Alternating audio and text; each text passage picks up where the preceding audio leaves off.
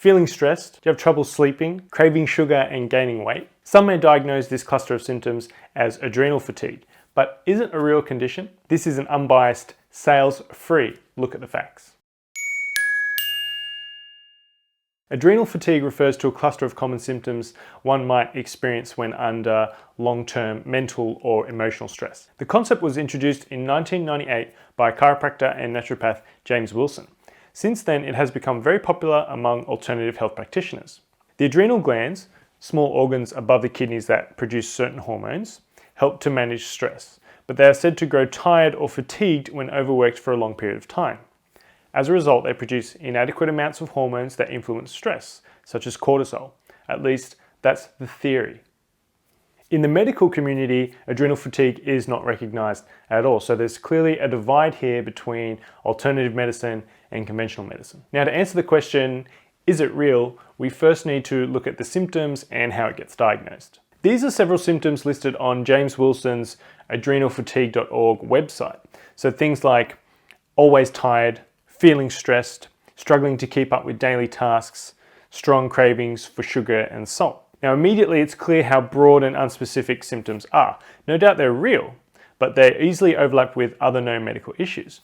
They're also not measurable, so there's no validated symptom score to assess how mild or severe a case of adrenal fatigue may be. This becomes an issue because the only criteria for diagnosing adrenal fatigue are based on those non-specific set of symptoms. Considering those symptoms can't be graded, it's then actually not possible for a practitioner to determine what classifies as adrenal fatigue and what doesn't. Some practitioners claim it can be measured and diagnosed using salivary cortisol. This is useful for helping to diagnose adrenal insufficiency, which is a much more serious medical condition.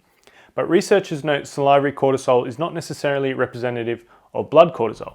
Now, numerous other factors, including adrenal sensitivity, cortisol binding, estrogens, and HPAA responsivity, influence the saliva reading. This makes it an unreliable stress biomarker on its own.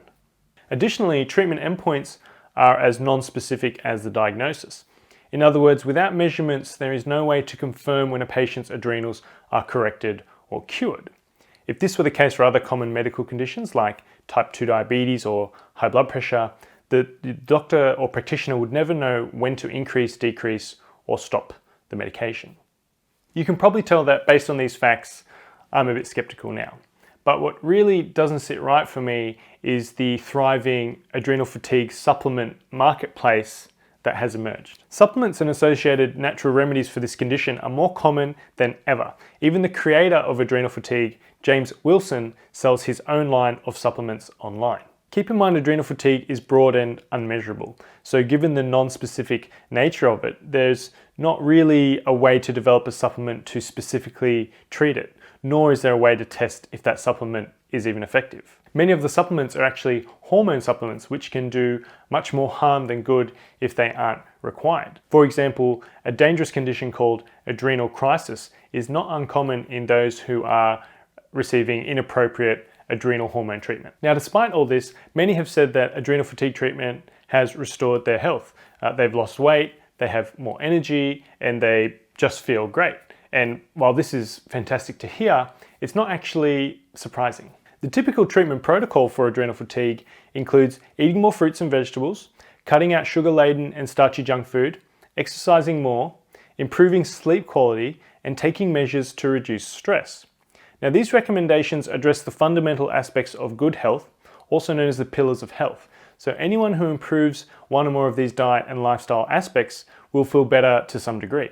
But whether adrenal gland function actually shifts as a result of these changes is debatable and not actually possible to prove from observation.